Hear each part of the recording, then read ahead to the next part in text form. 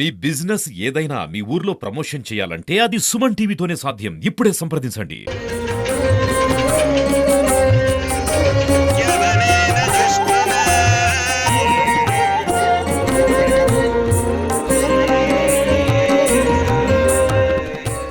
వెంకటేశ్వర స్వామి ఎవరికి ఉన్న అవకాశం నాకు ఇచ్చారు.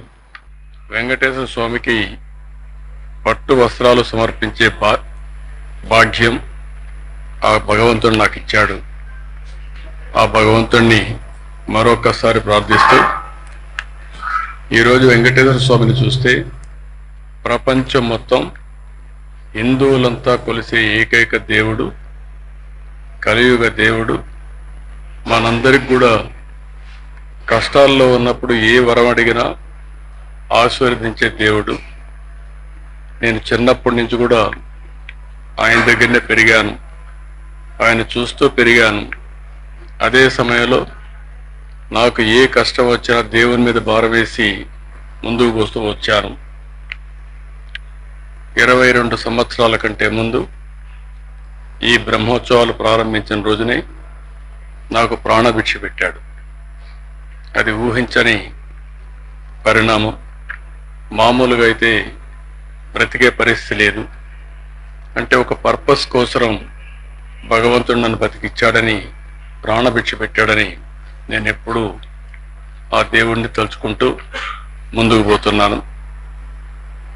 ఈరోజు ఇక్కడికి వచ్చినప్పుడు దగ్గర 14 సార్లు బ్రహ్మోత్సవాల్లో పట్టు వస్త్రాలు దేవుడికి ఇచ్చే అవకాశం కల్పించారు. ఇంకొక పక్కన చూస్తే ఈరోజు ఈ వెంకటేశ్వర స్వామి వల్ల ప్రపంచం మొత్తం శాంతి, సౌభాగ్యం, సమస్యలను కూడా పరిష్కారం చేస్తూ ముందుకు తీసుకుపోతున్నారు. అలాంటి వెంకటేశ్వర స్వామి దగ్గర ఎన్నోసార్లు మనమందరం కూడా ఎన్నో మంచి కార్యక్రమాలు చేశాం. ఒకప్పుడు మీరు ఒకసారి చూస్తే ఇక్కడ బోర్డు మెంబర్స్ అందరూ ఉన్నారు, చైర్మన్ గారు, ఈవో గారు ఉన్నారు. ఇక్కడుండే సభ్యులంతా కూడా ఒక పవిత్రమైన భావంతో పనిచేస్తున్నారు. తిరుమల తిరుపతి దేవస్థానం వెంకటేశ్వర స్వామి పవిత్రత కాపాడుతూనే వెంకటేశ్వర స్వామి ప్రాబల్యాన్ని ప్రపంచం మొత్తం మనం తీసుకెళ్లాల్సిన బాధ్యత మన మీద ఉంది. ఆ రోజు నందమూరి తారక రామారావు గారు ఫస్ట్ టైం ముఖ్యమంత్రి అయినప్పుడు ఇక్కడ అన్నదానం ప్రారంభించారు.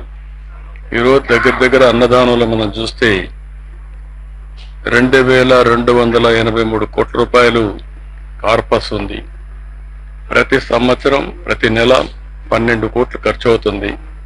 14 కోట్ల రూపాయలు ఆదాయం వచ్చే పరిస్థితి అన్నదానానికి వస్తూ ఉంది. వడ్డీతోనే దీన్ని పూర్తి చేసే పరిస్థితి వస్తుంది.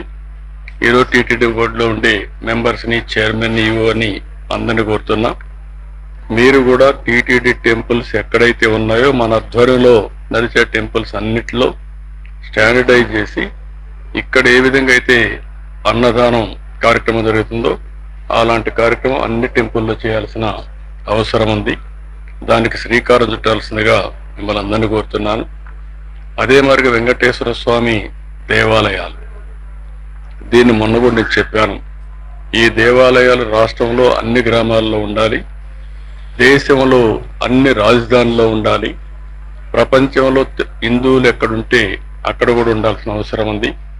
దీనికి కూడా కొన్ని కమిటీలు వేసుకుని అక్కడ ఉండేవాళ్ళు మనం ఎప్పుడప్పుడు మాట్లాడి ప్రపంచం మొత్తం వెంకటేశ్వర స్వామి దేవాలయాల్ని నెలకొల్పే విధంగా మీరు చేయాల్సిన అవసరం ఉంది. ఆ దేవాలయాలన్నీ మళ్ళీ ఈ మెయిన్ టెంపుల్కి మనం అనుసంధానం చేసుకుందాం. ఇది కానీ చేయగలిగితే ఇప్పటికే మన దగ్గర చూస్తే 2038 కోట్ల రూపాయలు ట్రస్ట్కి వచ్చింది.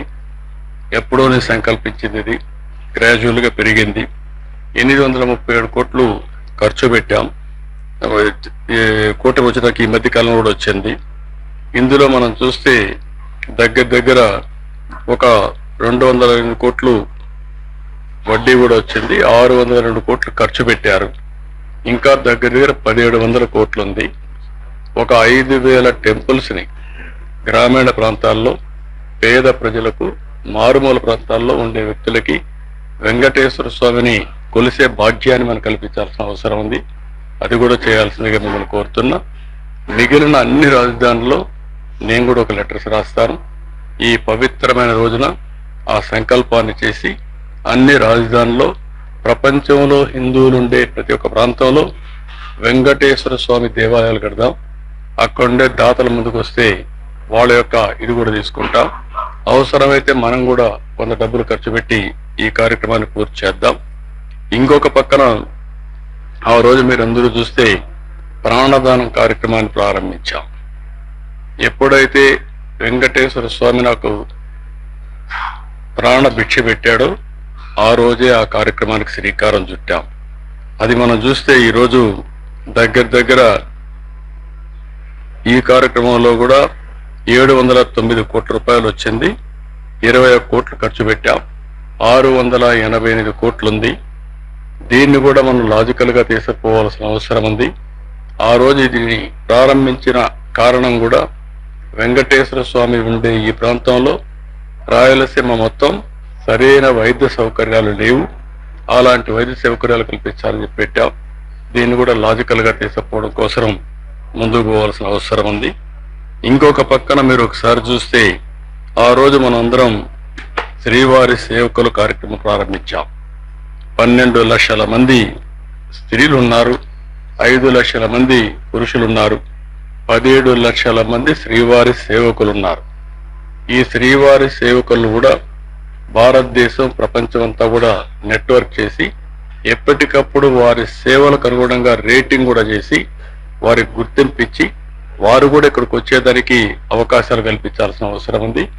ఈ శ్రీవారి సేవకులు వెంకటేశ్వర స్వామికి అతిపెద్ద సంపద. ఈ సంపద ద్వారా శ్రీ వెంకటేశ్వర స్వామి యొక్క విశిష్టతని, ప్రాముఖ్యతని, పవిత్రతని మనం ప్రజల్లోకి తీసుకుపోవాల్సిన అవసరం ఉంది. ఈ 4 కార్యక్రమాలని మనం ఈ చేస్తూనే ఈ తిరుమల తిరుపతి దేవస్థానం ఈ హిల్స్ అంతా కూడా మీరు చూస్తే నేను ఎప్పుడు కూడా గ్రీనరీ ఉండాలి, పచ్చదనం ఉండాలని భావించాం. ఈరోజు దగ్గర మన వాళ్ళు ఇచ్చిన లెక్క ప్రకారం 80% గ్రీనరీ ఉందని ఇచ్చారు. అన్ని ప్రాంతాల్లో బాగా రాళ్లుండే ప్రాంతంలో కూడా చెట్లు పెట్టగలిగాం. దీన్ని కూడా లాజికల్ గా తీసుకుపోవాల్సిన అవసరం ఉంది. ఈ వెంకటేశ్వర స్వామి ఈ ప్రాంతాన్ని ఒక దివ్య క్షేత్రంగా, ఒక పవిత్రమైన క్షేత్రంగా సేవాభావంతో మనం ముందుకు తీసుకుపోయి ఈ పవిత్రతని శాశ్వతంగా కాపాడుతూనే భావితరాలకు అందజేసే బాధ్యత ఇక్కడుండే మేనేజ్మెంట్ కానీ, ఇక్కడుండే పూజారులు కానీ, అదే మరి ఇక్కడుండే మేనేజ్మెంట్ కానీ అందరూ కలిసి పనిచేయాల్సిందిగా మరొక్కసారి విజ్ఞప్తి చేస్తూ మరొక్కసారి వెంకటేశ్వర స్వామి తలుచుకుంటూ ఈ యొక్క బ్రహ్మోత్సవాలు బ్రహ్మాండంగా జరగాలి. ఎక్కడ కూడా వర్షాలు ఇబ్బంది లేకుండా, సమస్యలు లేకుండా ప్రజలందరూ కూడా ఆనందంగా, ఆరోగ్యంగా, మంచి సంపదతో ఆనందంగా ఉండాలని నా కోరిక. అది ఆశీర్వదించమని నేను ప్రతిరోజు వెంకటేశ్వర స్వామిని కోరుకుంటాను. తప్పకుండా మనం సాధిస్తామని తెలియజేసుకుంటూ మరొకసారి భక్తులకు అందరికీ విజ్ఞప్తి చేస్తున్నా, మనందరి బాధ్యత ఈ పవిత్రత కాపాడడం. దానికి ముందుకు రావాల్సిందిగా మరొకసారి అందరికీ విజ్ఞప్తి చేస్తూ అందరికీ నమస్కారం.